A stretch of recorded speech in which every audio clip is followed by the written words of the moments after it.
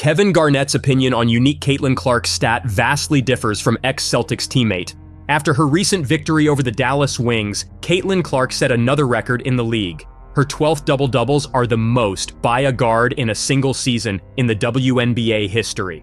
After the Olympic break, the Fever rookie upped her performance, and Kevin Garnett previously hinted at the reason that could be an advantage for the 22-year-old, but not before crediting her insane stats from last week.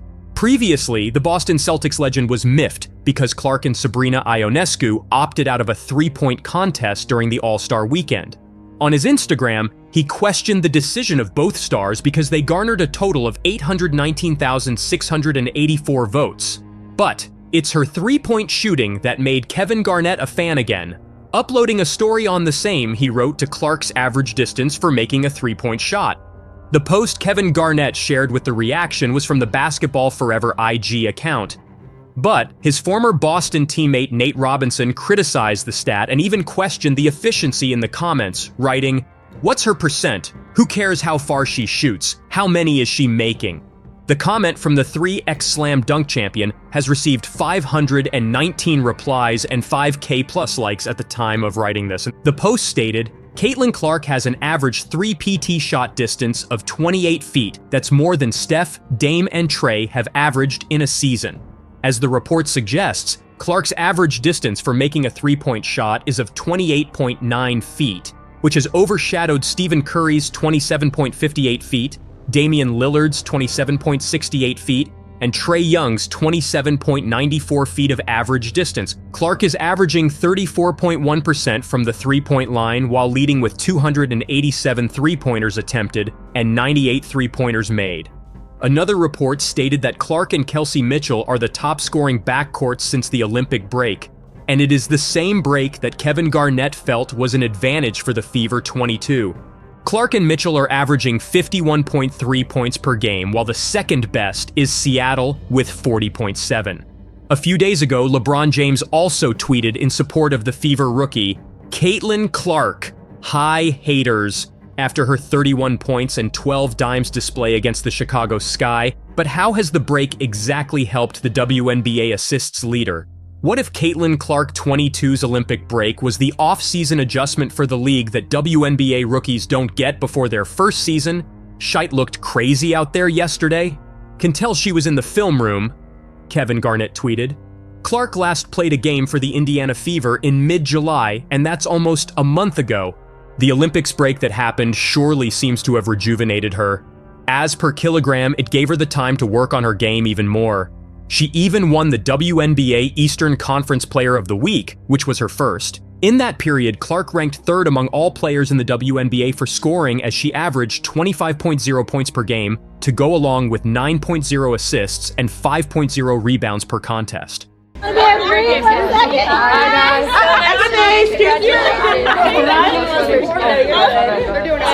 Congratulations. Thank you.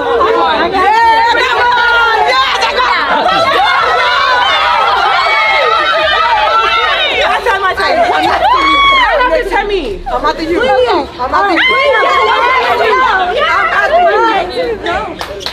Text me. I'll post it tonight.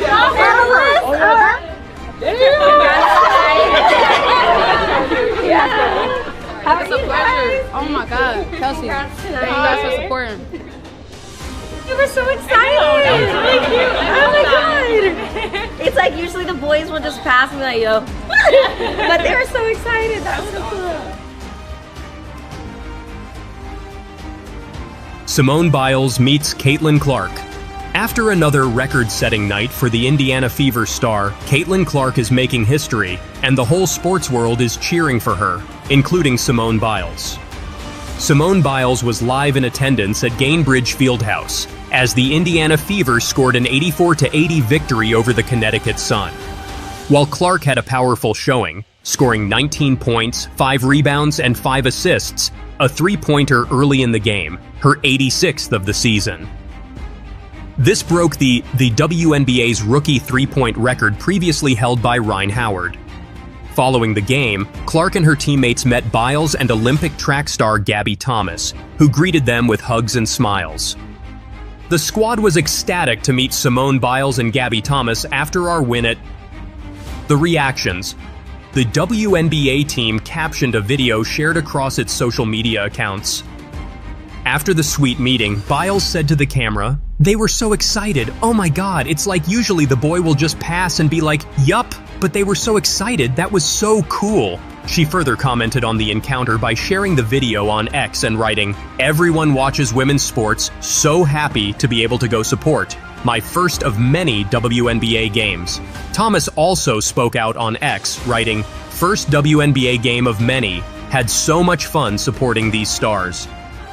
Other stars present at the game included Indianapolis Colts quarterback Anthony Richardson and David Letterman, per the Indianapolis Star. It's no surprise that Clark continues to break records and recently set a new WNBA rookie assist record. While speaking last month about not making the U.S. women's basketball team for the 2024 Paris Olympics, she told reporters that she continues to maintain a strong work ethic. "It makes me think of like, that's your time in college, and I feel like I was just a freshman in college. So it shows you that you know you gotta start working now if you want that to be your dream in 4 years, she said. So I think that's it for me is like, work hard and hopefully you can be there. Fans are buzzing with questions about why she didn't appeal her floor exercise score. Biles landed a solid 14.133, securing silver. But some eagle-eyed viewers think she might have been robbed. One curious fan took to Reddit, asking the burning question on everyone's mind. Why didn't Simone submit an inquiry on floor finals? She had nothing to lose by trying. Biles' own gym, the World Champions Center, dropped a bombshell on social media. They claim Simone was most likely underscored for her routine and that an inquiry could have pushed her over Andrade. But why didn't Team Biles make the move? Gymnastics experts are divided. One fan on Reddit spilled the tea. They probably realized there was no point. E-score can't be contested, so they couldn't inquire about that. Neutral deductions, out of bounds being the main ones on the floor, can be contested, but hers were indisputable, very clearly 2 feet out on both the second and fourth passes. Another fan commented, "You do have something to lose by trying. If she had inquired, they could have lowered her score and cost her a medal." But wait, there's more. Remember Jordan Chiles? Her coach, Cecil Landy, made a lightning-fast appeal that initially bumped Chiles to bronze.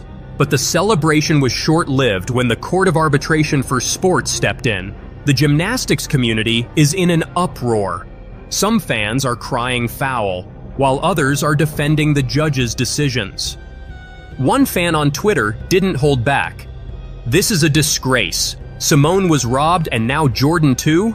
What's going on with gymnastics scoring? Justice for USA Gym." But not everyone agrees. Reddit user gymnastics expert Hunter1 had this to say. "Look, I love Simone as much as anyone, but rules are rules. If she was out of bounds, that's on her. We can't just hand out medals based on reputation." On Reddit, user Artar Gymnastics sparked a heated debate with this emotional post. "Is anyone else struggling with Simone getting a silver on the floor? Wag. I am probably being dramatic and I am no way trying to take away from Rebecca, but I am having a really hard time accepting Simone got silver on floor. I've had a decent cry over it, and mainly because I so wanted her to finish the Olympics with that floor gold and to continue her winning streak on the floor. I was devastated after beam, but even more so after floor.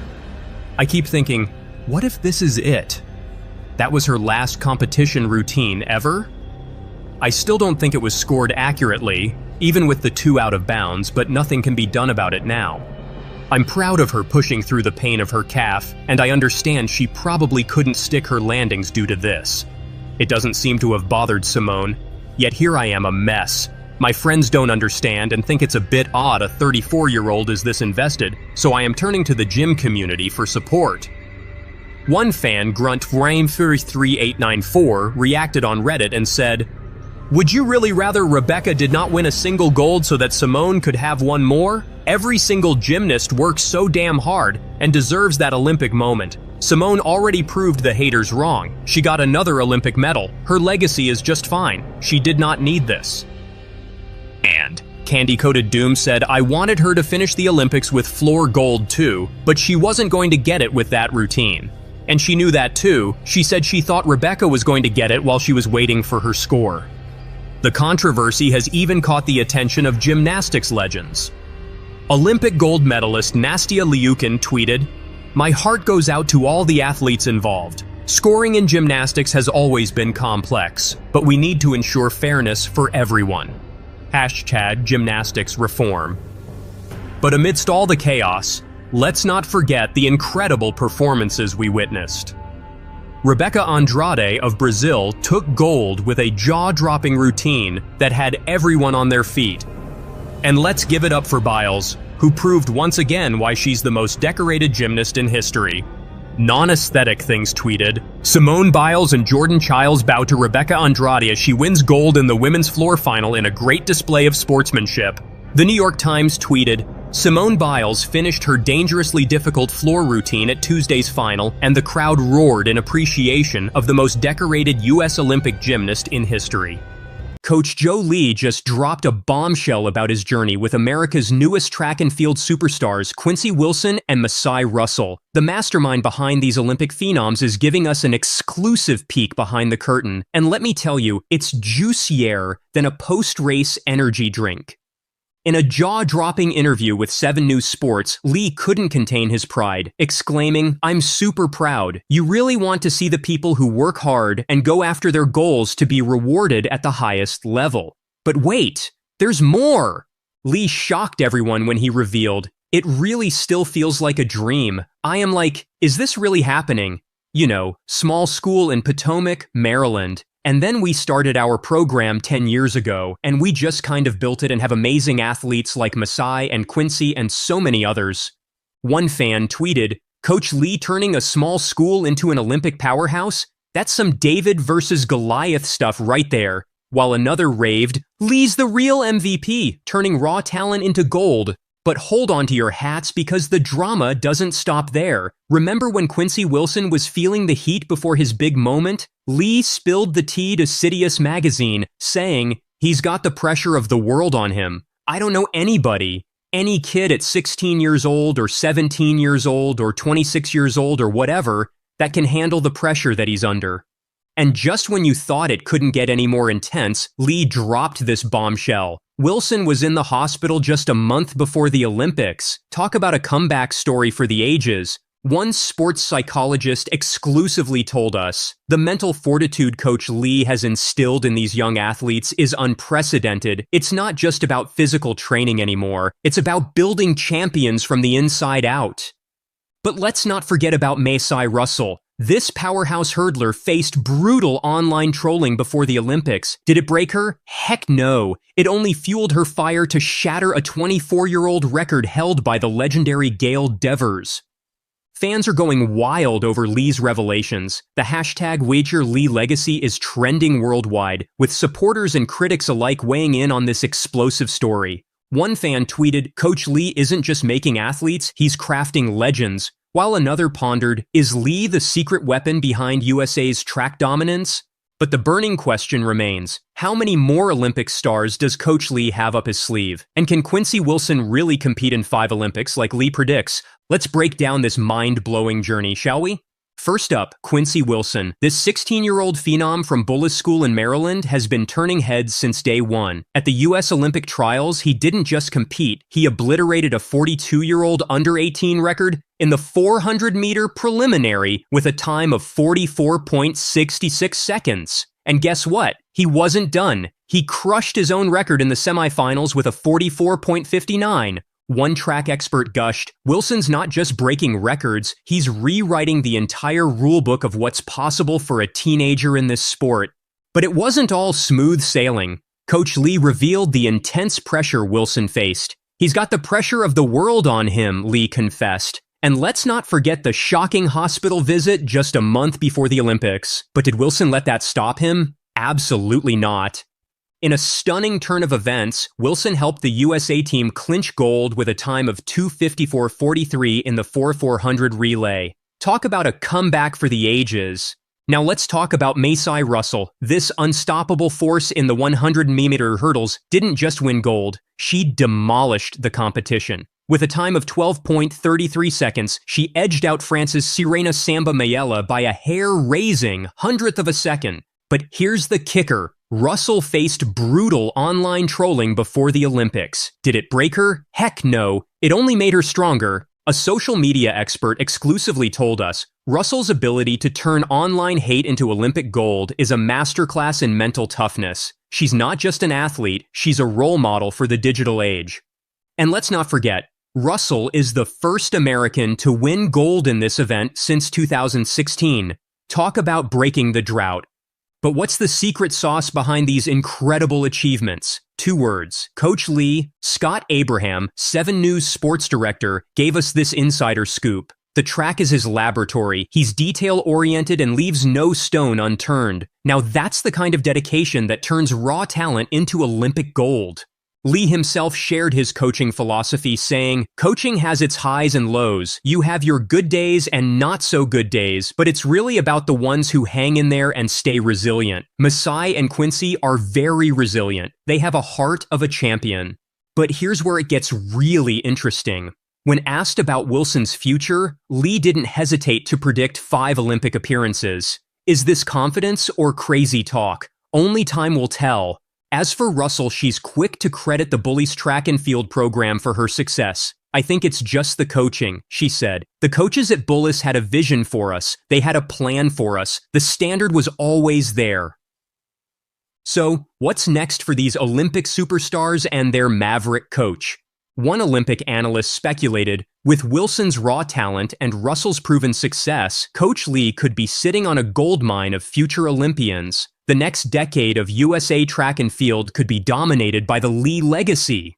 But the pressure's on. Can Lee continue to produce world-class athletes from a small school in Maryland? Can Wilson live up to the enormous expectations placed on his young shoulders? And will Russell continue to hurdle over the competition and her online haters? One thing's for sure, this story is far from over. As the dust settles on the Paris Olympics, all eyes will be on Coach Lee and his protégés to see what mind-blowing feats they'll accomplish next. What do you think about Coach Lee's explosive revelations? Is he the unsung hero of USA track and field, or is this just the beginning of a new era in American athletics? Sound off in the comments below, and let us know where you stand in this heart-pounding debate. You need to go. Simone Biles' message to Cecil Landy.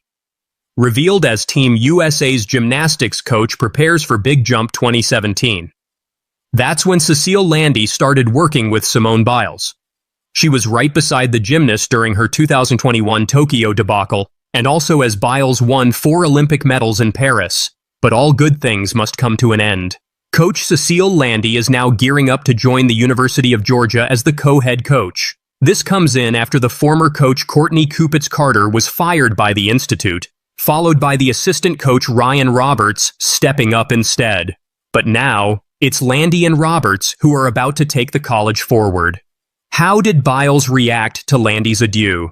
As per the Washington Post, when Landy got a call from Roberts, she agreed after an initial hitch about the timing. She first thought that next year would be ideal, as her daughter would complete her last year of high school. But she eventually came around stating, "I don't think I'll get that good of an opportunity anytime soon." And guess who was the first person to hype her up? Yes, it was Biles. The gymnast encouraged her, stating, "Simone was the first one to tell me, 'I'm so happy for you, you need to go.'" Also, after Landy's official press release in April, voicing that she would be joining the Bulldogs, Biles had shown her support. In fact, Biles posted on social media, "Congratulations, Cecile, I can't think of a more deserving person." She also assured UGA Gymnastics that they were in great hands. On the other hand, Cecile's husband, Laurent, is going to continue his association with the WCC. When it comes to Simone Biles, people have noticed that the 27-year-old is supportive of those around her. Remember how she bowed to Brazilian gymnast Rebecca Andrade and gave people an iconic medal moment in Paris? Then, throughout the years, she has been supportive of her teammates like Jordan Chiles and Suni Lee. This clearly shows her sportsmanship and positive outlook. Similarly, Cecil Landy has great regard for Biles. How Cecil Landy supported Biles and Chiles during difficult times. Working with Simone Biles and Jordan Chiles closely, Landy learned a lot as a coach. Talking with Simone and with the girls, I just want them to know that they can tell me anything.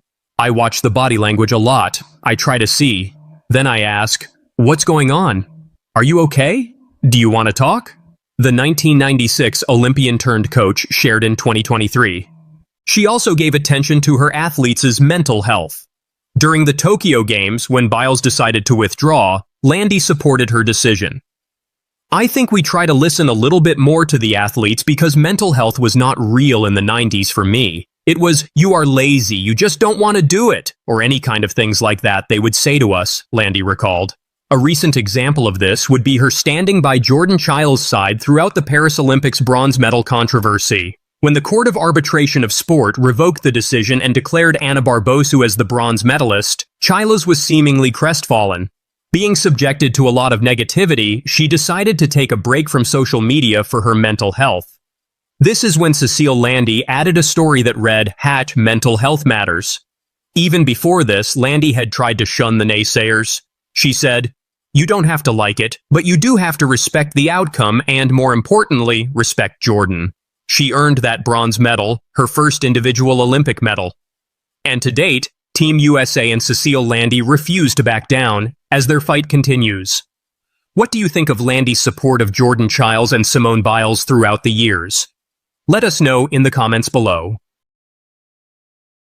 But I think personally with Olympic trials, this is the toughest meet you'll do because it is something that you are qualifying to the Olympics. It's very stressful, so keeping your mental and your mind right, I think is the biggest thing. The key is honestly just, what I always thought is just to have fun, go out there, do as best as you can, and just enjoy. It's a ride to remember for sure.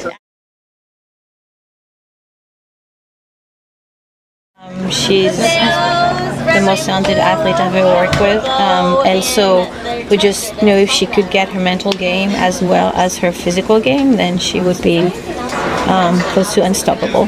What's different about her mentality this go round? All the work she's been doing outside the gym, and just being 27, married, she has other stuff going on, and I think it helps her keep a good balance. It's not only about gymnastics, and I think that keeps her sane. Normally, what I try to say is, you're prepared. Just remember your preparation. Be aware that, there's always challenges. It's not going to be perfect. Just, do your best to stay on your feet. And every day is just one step at a time. That's it. You can't really control the outcome. We were roommates in Tokyo, and I've known her for a very long time, so knowing that we're in her hometown and that there's going to be millions of supporters out there supporting her, I think the biggest thing for us as teammates is just to know that, we're here to support you, we're here to do everything that we can to make sure you're good, and I love her to death. She literally is the sweetest girl ever, and I couldn't ask for a better friend, honestly.